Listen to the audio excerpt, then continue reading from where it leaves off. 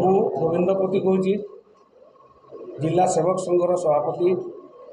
ବର୍ତ୍ତମାନ ମୋ ଉପରେ କିଛି ଅଭିଯୋଗ ଆସିଥିବାର ଶୁଣି ମୁଁ ସେବକ ସଂଘର ସଭାପତି ପଦରୁ ଇସ୍ତଫା ଦେଇଛି।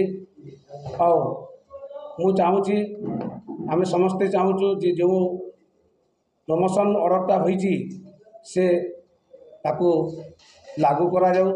ଆଉ ଯେଉଁ ଭାଇ ଭଉଣୀମାନଙ୍କର ଅସୁବିଧା ଗୁଡ଼ିକ ହେଇଛି ତାକୁ ସମାଧାନ କରାଯାଉ। ଆଉ ଆମର କୌଣସି ଟଙ୍କା ପଇସାରେ କି ଆମେ କେହି ଲିପ୍ତ ନାହିଁ। ଆଉ ଆମେ ସମସ୍ତଙ୍କର ଭଲ ଚିନ୍ତା କରିକିରି ବର୍ତ୍ତମାନ ସୁଦ୍ଧା ଆସିଛୁ। ଆଉ ମୁଁ ବିଶେଷ କହୁନି।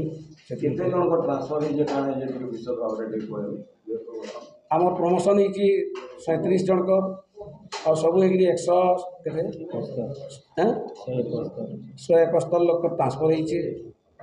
ଆଉ ଆମର ସ୍କୁଲ ଗୁଡ଼ିକ ବହୁତ ଦୂର ଦୂରାନ୍ତର ସ୍କୁଲ, ଆଉ ଟିଚର ମାନେ ସ୍କୁଲ କମ୍ ଅଛି, ଟିଚର ମାନେ ଆମେ ବେଶୀ ଅଛୁ।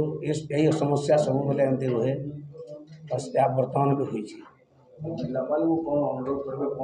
ଆମେ ଜିଲ୍ଲାପାଳଙ୍କୁ କହିବୁ, ଆଜି ଲେଖା ଦେବୁ ଯେ ଆମେ ଯେଉଁ ଅର୍ଡ଼ର ଆପଣ କରିଛନ୍ତି ତାକୁ ଲାଗୁ କରୁନ୍, ଆଉ ଯେଉଁମାନଙ୍କର ଅସୁବିଧା ହେଇଛି ତାକୁ ମୋଡ଼ିଫାଏ କରନ୍ତୁ।